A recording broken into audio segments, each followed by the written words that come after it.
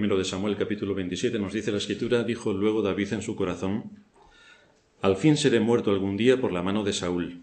Nada, por tanto, me será mejor que fugarme a la tierra de los filisteos para que Saúl no se ocupe de mí y no me ande buscando más por todo el territorio de Israel, y así escaparé de su mano. Se levantó pues David y con los 600 hombres que tenía consigo se pasó a Aquis, hijo de Maoc, rey de Gat. Y moró David con Aquis en Gat, él y sus hombres, cada uno con su familia. David con sus 2 mujeres, Ahinoam, jezreelita, y Abigail, la que fue mujer de Nabal, el de Carmel. Y vino a Saúl la nueva de que David había huido a Gat, y no lo buscó más. Y David dijo a Aquis: si he hallado gracia ante tus ojos, séame dado lugar en alguna de las aldeas para que habite allí, pues ¿por qué ha de morar tu siervo contigo en la ciudad real? Y Aquis le dio aquel día a Siclag, por lo cual Siclag vino a ser de los reyes de Judá hasta hoy. Fue el número de los días que David habitó en la tierra de los filisteos, 1 año y 4 meses. Y subía David con sus hombres y hacía incursiones contra los gesuritas, los jezritas y los amalecitas, porque estos habitaban de largo tiempo la tierra, desde como quien va a Asur hasta la tierra de Egipto. Y asolaba David el país y no dejaba con vida hombre ni mujer, y se llevaba las ovejas, las vacas, los asnos, los camellos y las ropas, y regresaba a Aquis.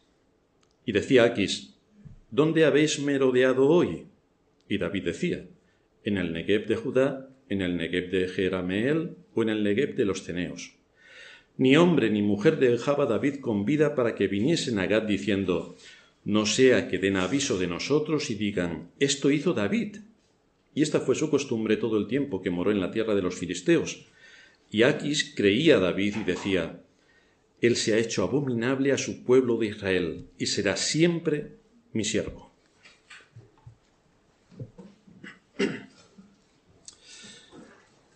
En nuestros últimos sermones hemos dejado a David en manos de la incredulidad. David no asumió las promesas de Dios de que él sería el próximo rey de Israel, sino que pensó que Saúl acabaría con su vida y por tanto actuó neciamente, siendo un incrédulo a la promesa de Dios que le había prometido por medio de el profeta Samuel que él sería el próximo rey de Israel. Ya se había presentado a la batalla de los argumentos contra Saúl y le había ganado. Esto es lo que estuvimos viendo en nuestro antepenúltimo sermón. Pero David no asumió que había vencido a Saúl con todos los argumentos a los que le expuso. Al olvidarse de Dios y de sus promesas, esto le llevó a decir: al fin seré muerto algún día. Y entonces huyó. El que Samuel le hubiera ungido para ser el próximo rey de Israel, o el que el profeta Gad le hubiera dado un mandato para permanecer en el territorio de Judá, David no lo tuvo en cuenta. Recordamos los 5 puntos que vimos en nuestro último sermón. El primero que vimos es que David cometió una gran insensatez. Se fue una vez más a territorio filisteo con Aquis, rey de Gat, y recordamos que Goliat era de Gat. Por lo tanto, David, en una anterior ocasión, se fue a refugiarse en Gat, donde le identificaron como el que había matado al gigante, y ante el temor de que le matasen, David fingió estar loco, y nos dice la Escritura que dejaba correr la saliva por la comisura de sus labios y su barba para que no le ejecutasen. En vez de aprender la lección, viendo cómo deshonró a Dios, mezclándose y buscando refugio entre los enemigos de su pueblo, una vez más se va a Gat. Esto nos muestra el terrible poder del pecado, cómo ciega la mente, cómo anula el entendimiento y cómo borra el sentido común. Esto es lo que hace el pecado. En segundo lugar, vimos cómo se unió a los enemigos del Señor.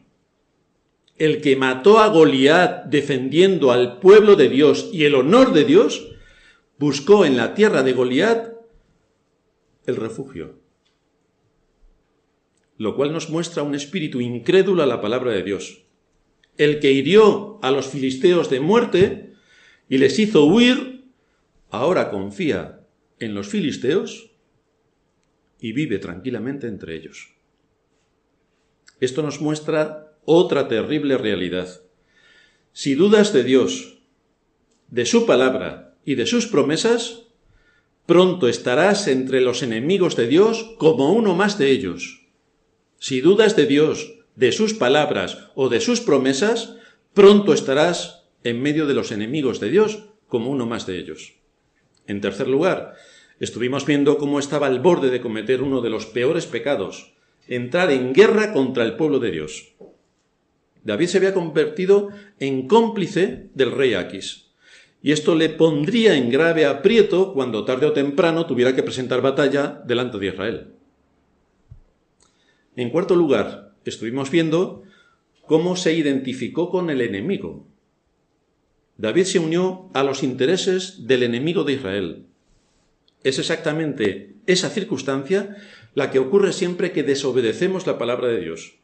Nos vamos directamente al bando enemigo. No hay territorio neutral. Directamente nos vamos al bando del enemigo.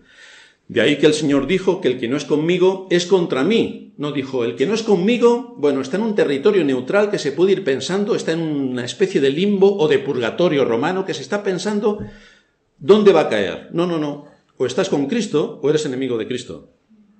Así que debemos prestar atención porque el enemistarnos contra Dios acarrea juicios. Esto es algo que debemos ser sensibles porque es una enseñanza bíblica. En quinto lugar, David se engañó a sí mismo. El resultado de su incredulidad fue la desobediencia al mandato dado por el profeta Gad. Quédate en el territorio de Judá. David no lo hizo, se fue al territorio filisteo. No fue consecuente con la palabra de Dios. No asumió las promesas de Dios para él. Y ahora la consecuencia de seguir según su conveniencia le lleva a unirse juntamente con su familia y con sus hombres y sus familias al territorio y a la vida del enemigo. Muy bien por David. Esto es una deshonra completa del nombre de Dios. Y de aquí vamos a empezar a ver cuáles son las consecuencias y qué cosas tenemos que tomar en cuenta para no caer en su misma situación. Lo que a los ojos de la carne aparece es que David había tenido éxito con su decisión. Sí, encontró un lugar tranquilo para vivir. Es decir, si Satanás te quiere tentar, ¿cómo crees que lo va a hacer? ¿Con algo que te ponga de los nervios y te cree inseguridad, insatisfacción y te resulte muy incómodo? Si Satanás te quiere engañar, ¿cómo lo va a hacer?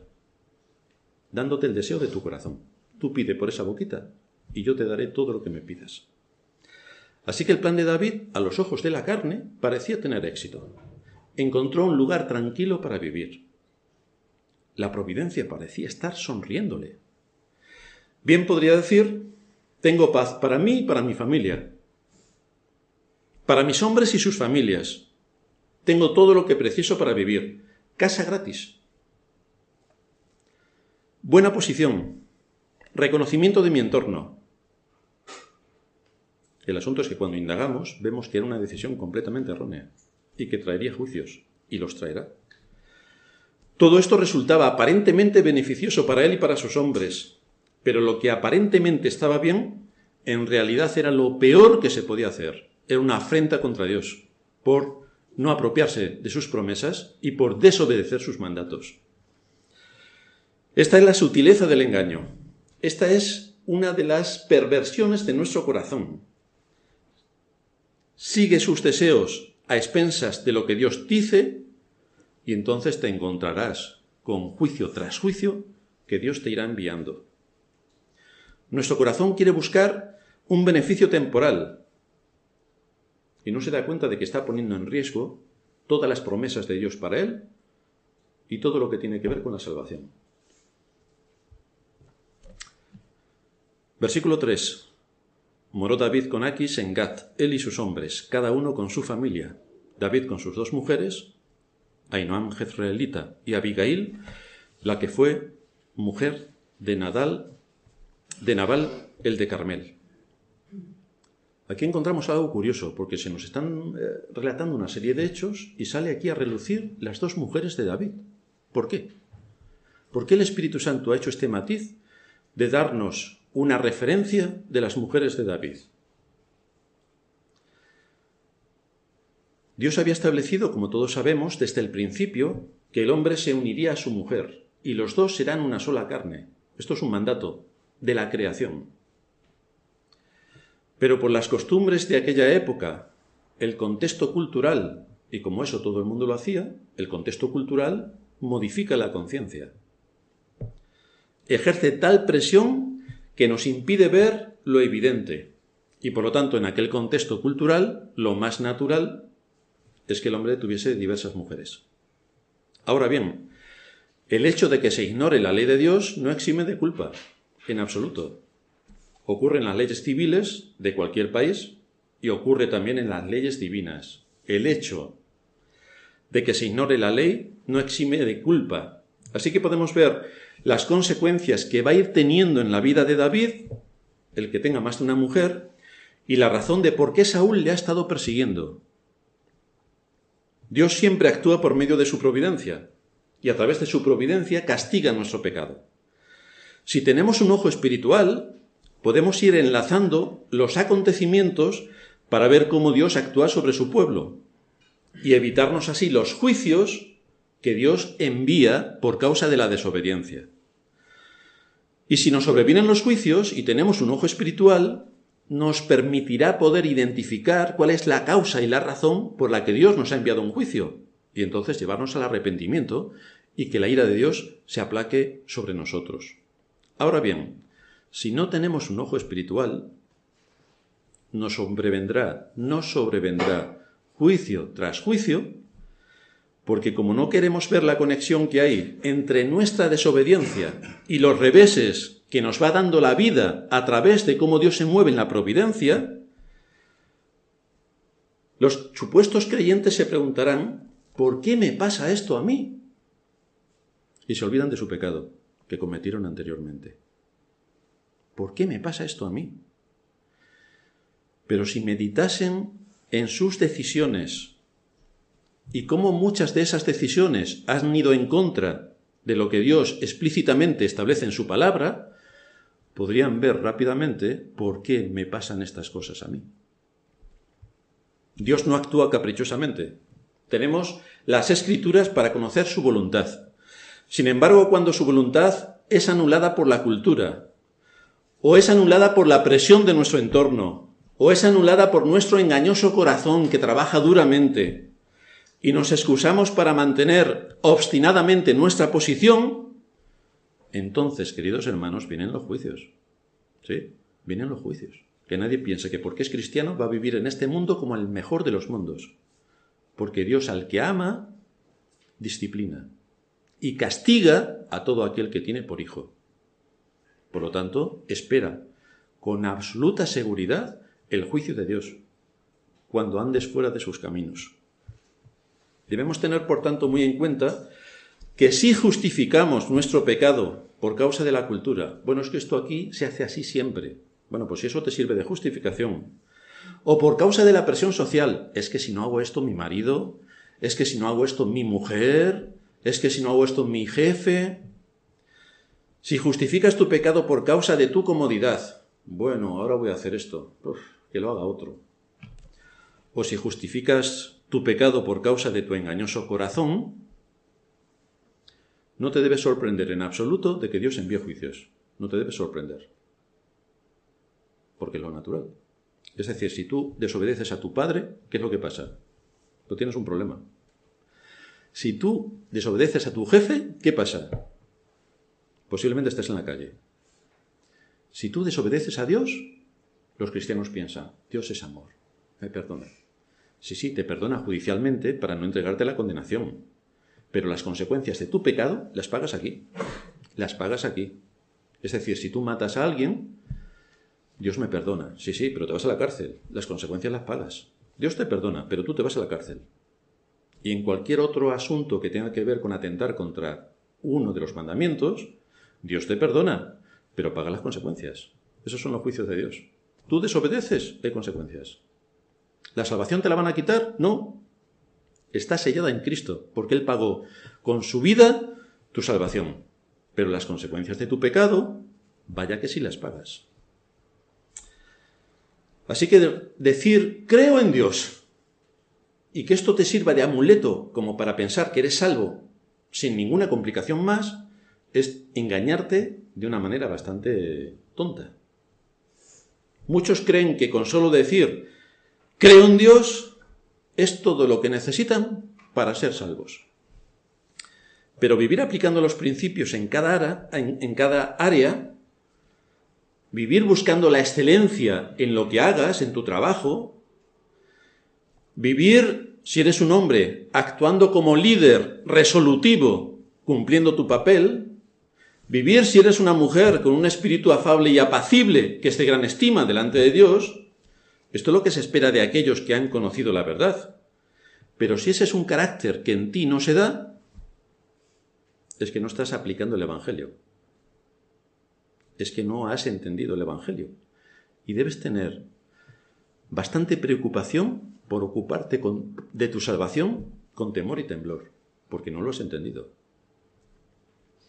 Estas situaciones por las que David está pasando deben mostrarnos las condiciones que se dan para que nosotros también caigamos, porque no somos distintos a David. Él no era un superhéroe, nosotros tampoco. Él cayó, nosotros también vamos a caer. Pero se nos muestran así en las Escrituras para que podamos detectar en nuestra vida lo erróneo y que entonces acabemos como David, produciendo el arrepentimiento, llevándonos al arrepentimiento. Es cierto que bajo la presión de la prueba, la carne desea ser aliviada. Es decir, ante una prueba yo quiero salir de la prueba como sea. Esto es lo más natural y es lo que la gente del mundo hace sin ninguna objeción. Pero en nuestro caso debemos más bien pensar si esa decisión es espiritual. Es decir, ¿es conforme a la palabra de Dios? ¿Es conforme a los mandatos de Dios? ¿Las decisiones que tengo que tomar honran a Dios? Esta es la pregunta primera que me tengo que hacer. Tengo que tomar decisiones. ¿Honran a Dios mis decisiones? ¿Tengo que actuar? ¿Honro a Dios con mis hechos? Si David hubiera pensado, si se hubiera preguntado si honraba al Señor marchándose a territorio filisteo, lo hubiera tenido claro. La respuesta era bastante sencilla, pero hay que hacerse la pregunta. De manera que viendo lo que hizo David, tenemos todos los datos que necesitamos para saber lo que nosotros no tenemos que hacer. Aquí tenemos el ejemplo de lo que no tenemos que hacer. Nuestra siguiente preocupación al tomar una decisión correcta, que sin duda va a ir en contra de nuestros intereses, y por lo tanto nos va a doler, porque cada vez que somos íntegros vamos en contra de la corriente, y eso tiene también consecuencias, debería ser cómo debemos aprender a trabajar con nuestro corazón, cómo debemos aprender a trabajar con nuestro corazón en medio de una experiencia dolorosa que nos va a sobrevenir por ser fieles a Dios. ¿Cómo tratar nuestro corazón? ¿Cómo alentar nuestra alma sabiendo que el hacer la voluntad de Dios nos va a perjudicar, o económicamente, o laboralmente, o en algún área? Nos va a perjudicar si somos íntegros delante de Dios. Por ejemplo, en el ejercicio de mi trabajo puedo cerrar un buen negocio sin miento. Cierro un buen negocio, cobro unas suculentas comisiones y estoy tranquilo durante un año. Ahora, si no miento, no cobro las comisiones y me arriesgo a que mi jefe me despida. ¿Qué hago? Este es un tema que se plantea en multitud de trabajos y en multitud de situaciones, en los ámbitos familiares también, en la corrección de los hijos, en la honra a los padres, en la iglesia, en la honra a los pastores, en la obediencia y en el trabajo que hay que hacer en la iglesia. Se presenta mucha casuística en este contexto. Esta es la situación en la que se encuentra David. De ahí la decisión que toma. De ahí la decisión que toma. Y esta es la triste realidad en la que se encuentran muchos creyentes que por no querer sufrir en su carne las consecuencias de actuar con integridad delante de Dios, toman decisiones erróneas y pecaminosas sabiendo que son pecado. Y las toman. Piensan que se evitarán ese dolor para la carne, pero olvidan que van a caer bajo la ira de Dios. Y lo que nos muestran es que no tienen temor de Dios. Y sí tienen temor de las consecuencias de su integridad. Interesante. Esta es una reflexión que cada cristiano debe hacerse. Como ya hemos dicho, no perderá su salvación, pero el gozo, la paz, el consuelo, la estabilidad le serán quitadas, todo. Y problemas derivados de su mala decisión pecaminosa se añadirán a su vida. ¿No corriges a tu hijo? No tengas ningún problema. ¿Tratas con ira a tu hijo? Te enfrentas a lo mismo que si no haces nada. El Señor dice que visita la maldad de los padres sobre los hijos, de manera que nuestras malas decisiones traerán problemas, primero en el seno familiar. Ahí empiezan los problemas. Desestabilización familiar, desestructura familiar. Y a partir de ahí, ¿qué podemos esperar en la Iglesia? Si no hay familias consistentes y sanas en la fe, ¿cómo va a haber una Iglesia consistente y sana en la fe? Que se nutre de familias. Muchos son los que se llaman cristianos, pero como decíamos antes, una cosa es creer que Dios existe y otra muy distinta creer que el verdadero cristiano le debe fidelidad a ese Dios al que dice obedecer y una vida íntegra delante de él como fruto de la fe que le ha sido dada. Así que tenemos que tratar nuestro corazón para que cuando nos vengan los reveses por causa de ser íntegros, sepamos asumir las consecuencias. ¿Por qué creéis que las verdaderas iglesias reformadas, las verdaderas, luego hay muchas que también tienen el título de reformadas, pero ¿por qué creéis que las verdaderas iglesias reformadas en general no tienen muchos miembros? Aquí podríamos ser 5.000 y somos los que somos. ¿Por qué creéis que esto ocurre? Porque conocer la doctrina con rigor implica muchos cambios en la vida. Implica decir no a muchas cosas. Implica un temor de Dios reverente en el corazón, al cual el verdadero creyente teme y no quiere ganarse la ira de Dios. ¿Y cuántos son los que están dispuestos a esto cuando tienen iglesias en las que se divierten? En las que ponen cacahuetes y jamón y café y hacen el día del jamón y se lo pasan genial. O traen títeres para que se entretengan los niños, o si no ponemos coros y zambombas y tambores y flautas y todo lo que hacen las religiones paganas para que la gente se entretenga. Claro, si tú coges una iglesia seria y una iglesia circo, la gente prefiere la iglesia circo. No tienen que decir no a nada. Todo sí. Viven igual que los impíos. Piensan igual que los impíos. No quieren ninguna sujeción para someter su corazón y sus propios deseos. Yo quiero una iglesia así. ¿Quién no quiere una iglesia así? ¡Qué diversión! Y por eso muchos de los que entran tan alegremente a las iglesias verdaderas reformadas, diciendo que han descubierto las doctrinas y que ahora entienden las doctrinas, se van más pronto que tarde porque no pueden soportar que señalen sus pecados. ¿No? ¿Somos pecadores? Claro, somos pecadores. Eres un egoísta, un orgulloso, un altanero. No. Yo no soy eso. Eres un incrédulo a la palabra de Dios. No la asumes. No. Deshonras a tus pastores. No. Deshonras al Dios que te salvó. No. Cuando se empiezan a precisar los pecados, la gente se va rápidamente.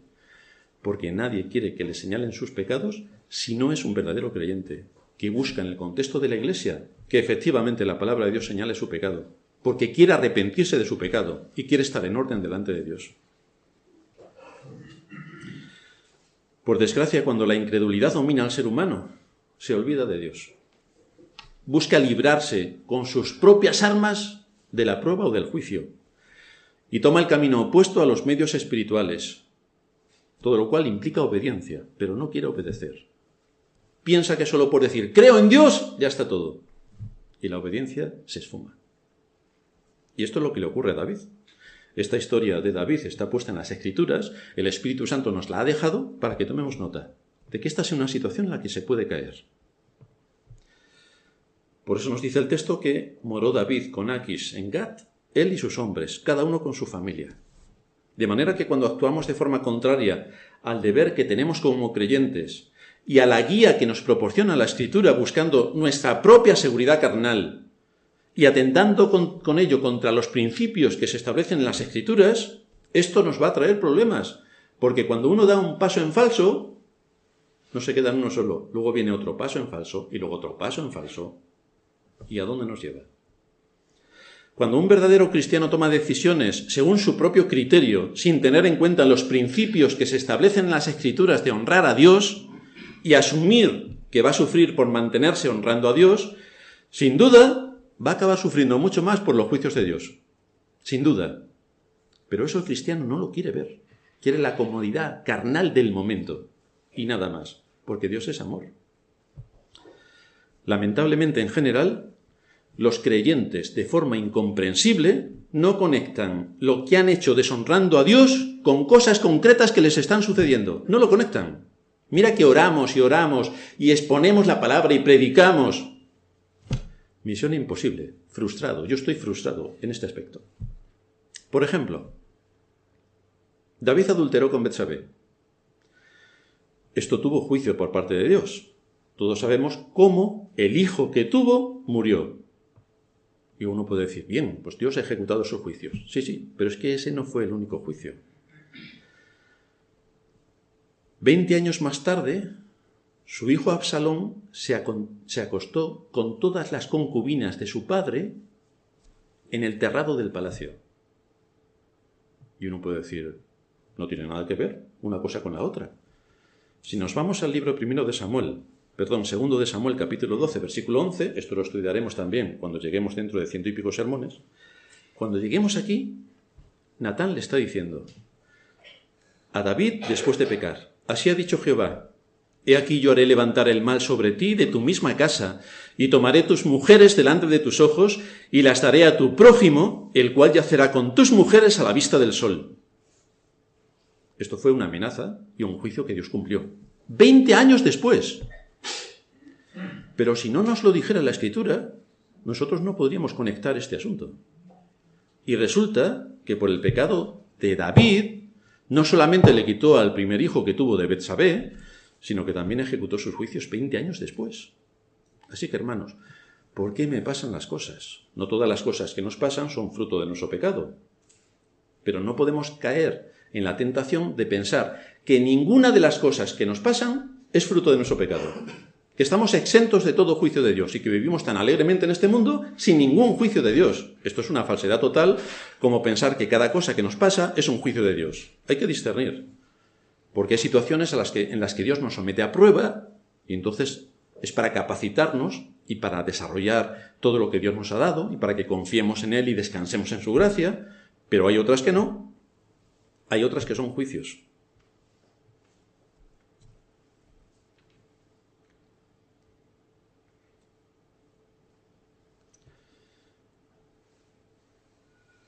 Esta es la situación en la que encontramos a David, con juicios que le van a sobrevenir por su pecaminosidad, por sus decisiones pecaminosas. Versículo 4. Vino a Saúl la nueva de que David había huido a Gat y no lo buscó más.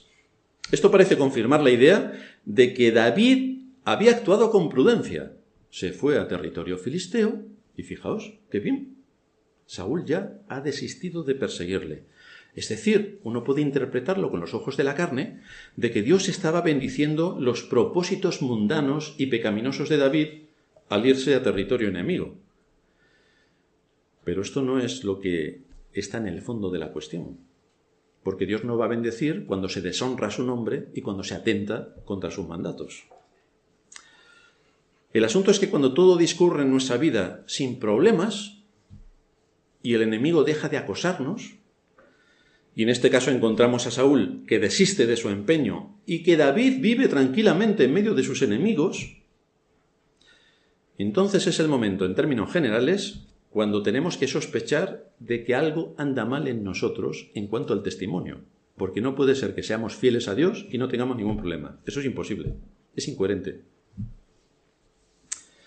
También es cierto, y debemos tenerlo en cuenta, por eso el discernimiento es importante cuando estamos estudiando cosas de profundidad, también es cierto que por actuar neciamente podemos encontrarnos con 1000 conflictos. Y esto no es por obedecer a Dios, sino por ser unos insensatos. Entonces no pensemos que siempre que nos vienen conflictos es porque estamos en medio de una prueba y Dios nos está dando fuerzas. Porque a veces los conflictos vienen porque somos unos insensatos y unos necios, no porque actuemos íntegramente. Pero el hecho es que siempre que actuemos íntegramente vamos a tener conflictos, siempre. Así se encuentra David, sin conflictos, lo cual es sospechoso. Y la razón por la que no tiene conflictos es evidente. Ha traicionado a Dios. Tú puedes ver lo bien que vive mucha gente que no va a la iglesia, o que van a iglesias falsas, puedes ver que viven genial. Es todo diversión, según ellos. Pero esto es una prueba de que han traicionado a Dios y que son hijos de su padre, el diablo. Por eso están tan contentos. Porque si realmente tuvieran una conciencia sensible al temor de Dios, sus caminos serían otros. Y llorarían más de lo que nos podemos imaginar por sus pecados. Pero no, están tan tranquilos. Dice Matthew Henry, así muchos parecen dejar sus pecados, pero en realidad son sus pecados los que les dejan a ellos, aunque persistirían en ellos si pudieran. Pero no es un asunto de que David ha dejado sus pecados, es que los pecados han dejado a David. Y ahí está tan tranquilo, viviendo con el enemigo, disfrutando con el enemigo, reconocimiento social con el enemigo, casa gratis con el enemigo, comida gratis con el enemigo, todo lo que tú quieras. ¿Qué es lo que tú quieres? Pues ahí el enemigo te lo da. Te he pillado. Ya eres mío. Y David dijo a Aquis, versículo 5, si he hallado gracia ante tus ojos, séame dado lugar en alguna de las aldeas para que habite allí, pues ¿por qué ha de morar tu siervo contigo en la ciudad real? Lo que David sabía por experiencia, porque había vivido también en la corte de Saúl, es lo celoso que pueden ser los que están alrededor del rey, en la corte, lo celosos que pueden ser los nobles y la clase aristocrática que se mueven en el contexto del rey. Y así David, deduciendo lo que pasaba también en el territorio y en la corte de Saúl, pensó que lo mejor era huir de la corte porque no se quería ganar la enemistad de todos aquellos que estaban alrededor del rey. Probablemente la corrupción y las intrigas palaciegas eran numerosas, como ocurría en todas las cortes de la época y en las de hoy también. Por esta razón David quiso alejarse de la ciudad donde vivía el rey. También parece que el principal motivo que le llevó a hacer esta petición es que él pudiera tener una mejor oportunidad para atacar a algunos de los enemigos de Israel, cosa que veremos en el próximo sermón. Pero eso estaba en su mente. Eso estaba en su mente. La lección práctica para nosotros es que cuando abandonamos el camino recto, si somos verdaderos creyentes, siempre vamos a estar inquietos. Ese no es nuestro lugar, ese no es nuestro papel. Ahí pasa algo que no está de acuerdo con nosotros y eso nos va a inquietar e incomodar hasta el extremo. Y vemos que esto es lo que también le va a ocurrir a David, que era un verdadero hijo de Dios, y aunque cayó, las cosas volvieron a su entorno natural. David presenta aquí una petición muy modesta a Aquis. Dame un lugar en alguna aldea. 600 hombres y sus familias se agolpaban en la ciudad real. Podrían resultar una carga, y a la vez estaban expuestos a que los hombres de Aquis vieran a David como un rival. ¿Qué hace este forastero en nuestro país? También nos muestra el texto cómo David se humilla ante el rey Aquis. Si he hallado gracia a tus ojos. Que es lo mismo que decir, soy tu servidor y vengo suplicando. Vengo suplicando. David suplicando al enemigo. ¿En qué situación estaba su relación con Dios? Cuando un incircunciso, que era lo que David pensaba de los filisteos, tiene que decidir sobre dónde vas a vivir y le está suplicando un lugar para vivir. Y además, estás en esta situación humillante no por causa de la providencia que te ha llevado a que estés en ese lugar, no es por causa de la providencia, sino por tu propia decisión. Eres tú el que voluntariamente estás en esa situación, lo cual es bastante patético. Que un hijo de Dios se tenga que poner de rodillas delante de un hijo de Satanás voluntariamente para obtener un beneficio. ¿Tienes miedo del hombre? Si es así, eso te llevará a romper con tu integridad delante de Dios. Cada vez que tienes miedo del hombre, te lleva a romper con tu integridad delante de Dios. Y cuando decimos hombre me refiero en plan genérico. Puede ser un hombre o puede ser una mujer. Pero si tienes miedo de otro ser humano que para que no te obligue a hacer algo, tú desistes de ser honesto y honrado delante de Dios, tienes un problema. Aquis le dio aquel día, dice el versículo 6, a Siclag, por lo cual Siclag vino a ser de los reyes de Judá hasta hoy. Curiosamente, esta ciudad había sido dada a la tribu de Judá. Así aparece en el libro de Josué, capítulo 15, versículo 31. Luego pasó a Simeón, según nos dice Josué, capítulo 19, versículo 5, aunque ninguna de las dos tribus la poseyó. Se quedó en manos filisteas. Sin embargo, fijaos cómo actúa la providencia para cumplir sus propósitos en cuanto a las promesas de Dios. Aquis le dio esta ciudad a David, de forma natural. De manera que esta ciudad se anexionó a partir de ese momento al territorio de Israel y David la consolidó dentro de su territorio cuando fue rey de Israel. ¿Cómo la providencia actuó para que una promesa dada a sus antepasados, por una decisión voluntaria de un impío, aquello se cumpliese, según los planes establecidos por Dios? Versículo 7. Fue el número de los días que David habitó en la tierra de los filisteos 1 año y 4 meses. Un texto bastante revelador. El verdadero creyente, aunque haya caído, estará inquieto, meditará en sus caminos, buscará el perdón, buscará la reconciliación, se arrepentirá. ¿Y esto qué implica? Señor, me arrepiento. Y entonces David siguió viviendo en territorio filisteo por el resto de sus días. No, hermanos, no. Me arrepiento, se fue. Me arrepiento, se fue. Toma decisiones y actúa. Me arrepiento, toma decisiones y actúa. Ya sabemos que somos pecadores y que caeremos en una cosa u otra. El asunto es si vamos a actuar con coherencia de acuerdo a nuestra profesión y elección para corregir lo deficiente. El arrepentimiento de nuestro pecado implica toma una decisión y actúa. No es Señor, perdóname y sigo tan tranquilo. David no dijo Señor, perdóname y siguió viviendo en territorio filisteo y estaba muy cómodo. Casa pagada, trabajo el que quisiera, si quería, y si no le daba igual porque tenía sus recursos, tranquilidad para sus hombres, todo en paz y todo tranquilo, 600 familias, un pueblo, tranquilamente viviendo. Podía haber seguido tranquilamente viviendo. Pero David sabía que ese no era su lugar, sabía que no podía quedarse en territorio enemigo.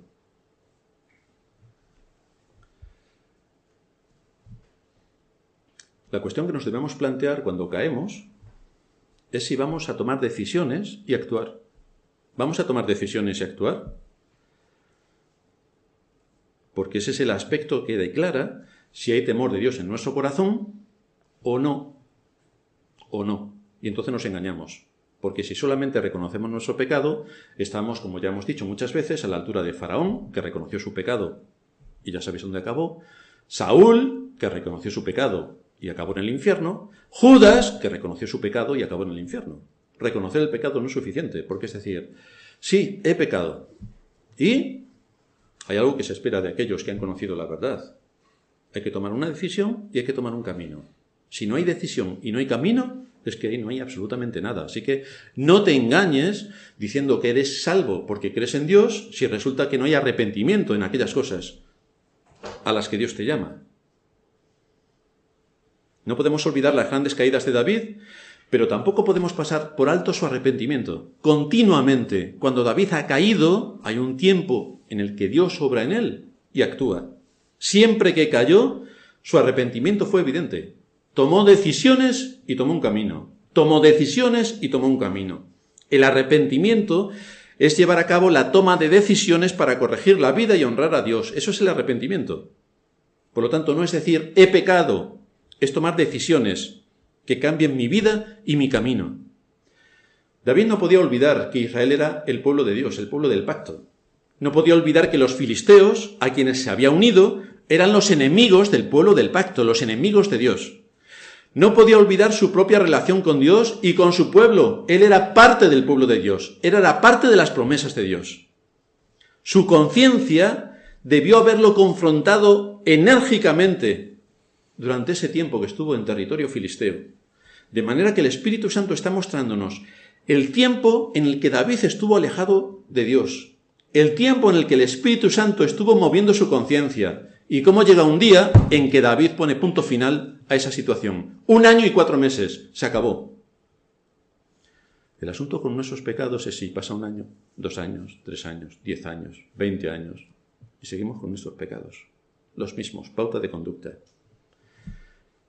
Eso es una evidencia de que no hay salvación, porque no hay arrepentimiento. Hay reconocimiento. Claro, todos los domingos desde el púlpito me dicen, este es tu pecado, pues al final yo, claro, reconozco mi pecado. Pero si no me arrepiento, aún estás en tus pecados. Aún estás en tus pecados. No olvidemos, por tanto, esta gran enseñanza que aquí se muestra. ¿Un creyente puede caer? Evidentemente. ¿Un creyente puede tomar decisiones equivocadas y pecaminosas para satisfacer su ego, su interés particular, sus objetivos personales? Evidentemente. Pero hay algo que diferencia al impío del creyente: el arrepentimiento. Y es que hay un momento en el que ya aquello se tiene que acabar. Y entonces toma decisiones y ejecuta. Toma decisiones y actúa. El verdadero creyente, después de caer en todo tipo de pecados, siempre vuelve a su comunión con Dios, mostrando un verdadero arrepentimiento que se evidencia en un cambio de rumbo. Siempre. ¿Qué hizo el hijo pródigo? Todos sabemos la parábola. Era hijo. No lo olvidemos. Era hijo. Nos dice la Escritura que vivió perdidamente. Y cuando fue consciente de su situación, no dijo: voy a escribirle a mi padre una carta y le digo, me arrepiento, y yo sigo aquí viviendo tan tranquilamente. No. Me levantaré. Eso es lo que dijo. Me levantaré. Iré a mi padre y le diré. Pero lo primero es que voy a empezar. Tengo que hacer algo. Me levantaré. La acción. Me arrepiento de lo que he hecho. Tu camino. ¿Cuáles son los hechos que evidencian el arrepentimiento? ¿He pecado contra ti? ¿Cuáles son los hechos que evidencian el arrepentimiento? Una decisión y un cambio de rumbo. Si no hay decisión, no puede haber cambio de rumbo. Y solo con la decisión no hacemos nada. Hay que actuar. Y si no actuamos es que estamos en nuestros pecados. Que el Señor nos ayude.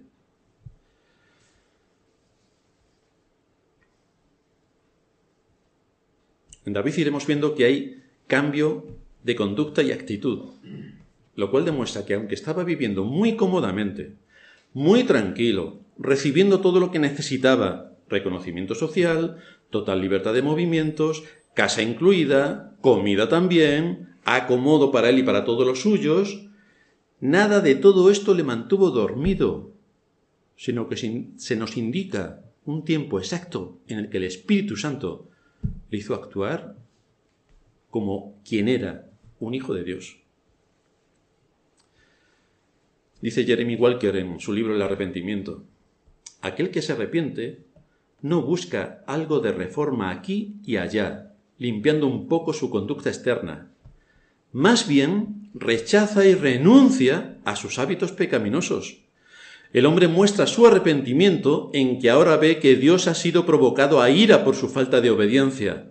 Por lo tanto, deja atrás todos sus planes y propósitos que están en oposición a la voluntad santa de Dios y actúa en consecuencia. Esto es el arrepentimiento. Esto es lo que va a hacer David. Y esto es el ejemplo para nosotros. El arrepentimiento. Caemos, caeremos. El arrepentimiento. Vamos a terminar en oración.